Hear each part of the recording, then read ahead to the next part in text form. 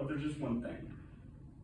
There's several major problems with our current income tax system. And the only way I believe that we're going to be able to solve those problems is by replacing it altogether. But that's going to have to involve repealing the 16th Amendment, because the 16th Amendment allows Congress to collect incomes. So I believe we should repeal the 16th Amendment, thus getting rid of our current income tax system, and replace it with the national sales tax. And the reason why I believe we should replace it with the national sales tax is because the income tax is complicated, full of loopholes, unfair, and intrusive. And I believe that replacing the income tax with a national sales tax will solve many of these problems. So first I'm going to lay out the problems with the income tax. Then I'm going to move on to the effects of those problems. Then I'm going to go over the solution, which is to replace it with the national sales tax. So first, starting off with the problems with the income tax. I'm going to explain the problems, go over why these problems are inherent with this type of tax. So first, starting off with the problem with the income tax, which is the income tax is complicated. And according to Paul Beater from US News, our current tax code is a total of 67,500 pages.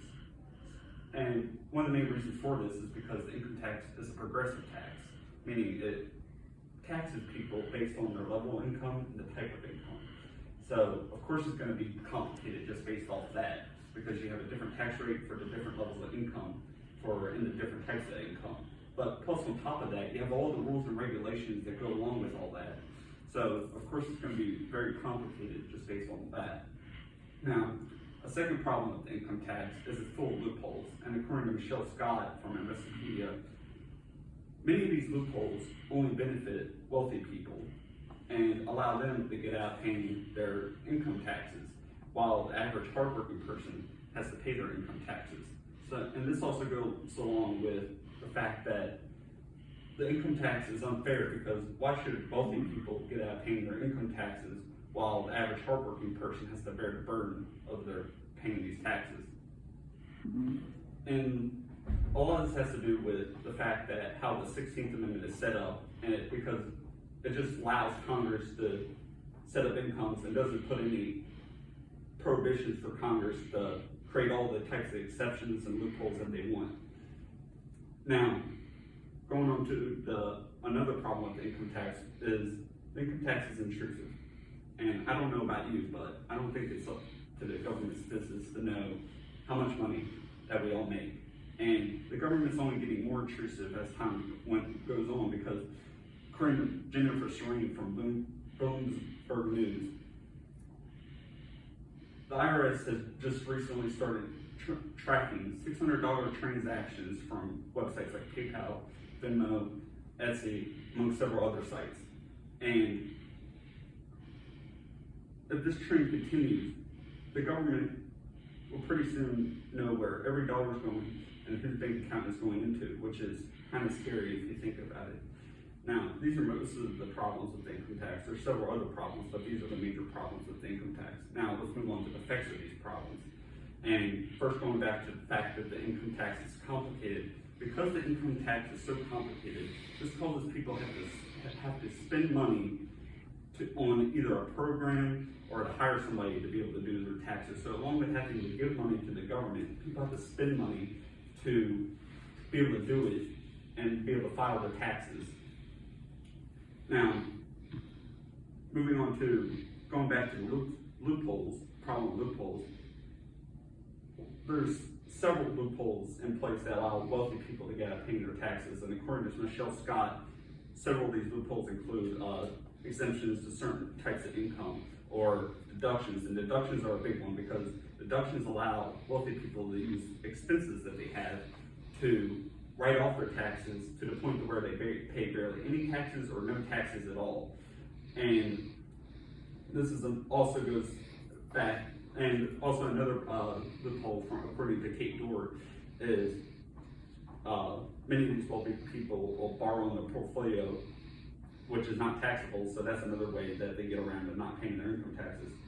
And as a result of all these loopholes in the income tax, wealthy people, according to Kate Dorr, get out of paying a total of $163 billion every year while average people have to pay their taxes. So this all ties into the fact that the income tax is unfair also.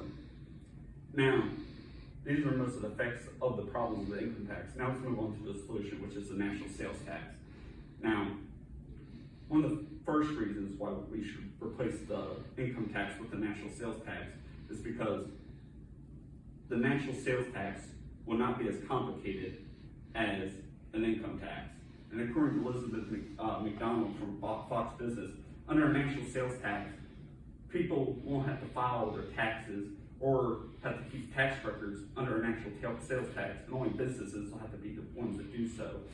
Plus, on top of that, many states already have a sales tax, and many businesses already used to dealing with the sales tax. So we already have a system in place, and many businesses are already used to dealing with it. So it wouldn't be that hard to implement a national sales tax if we had to implement it. Now, a second reason why we should replace the national sales tax, replace the income tax with the national sales tax, is because the national sales tax is a truly equal tax. And according to Brandon Gale, the reason why it's such a truly equal tax is because the national sales tax, it charges the same rate to everyone, no matter their socioeconomic status. So it's a truly equal tax. Now, another reason why we should replace the income tax with the national sales tax is it actually gives people the option to decide what to do with their money. So, and the reason why is because you're only taxed when you go out and buy something, whereas under an income tax, you don't really have that option. You got to pay those taxes. Now, a fourth reason why we should replace the income tax with the national sales tax is because it'll greatly reduce the size of the IRS.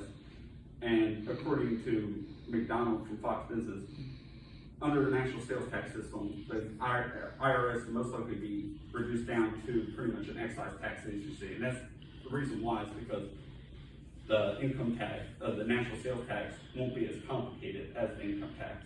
So you won't have to have as many people working under the IRS for this type of tax system. Now, one of the other major reasons why we should replace the income tax with the national sales tax is because under national sales tax, it'll be a whole lot harder for wealthy people to get out of paying their taxes.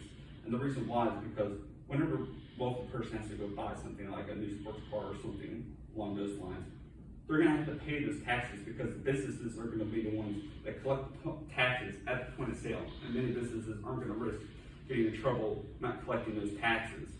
So under national sales tax, it'll be a lot harder for wealthy people to get out of paying their taxes. Now,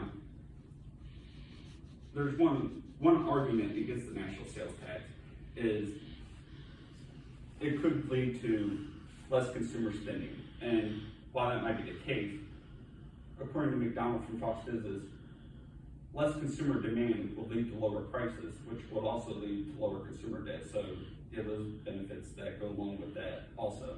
Now, these are most of the reasons why we should replace the income tax with the national sales tax.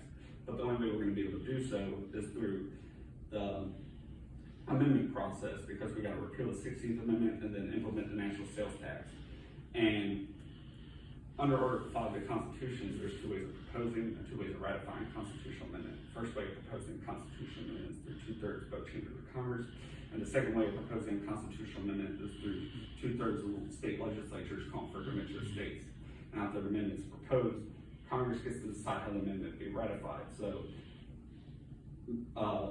after it's proposed, there's two ways of ratifying a constitutional amendment. And the first way of ratifying constitutional amendments is either through three-fourths of the state legislatures, and the second way is either through ratifying conventions conducted by delegates.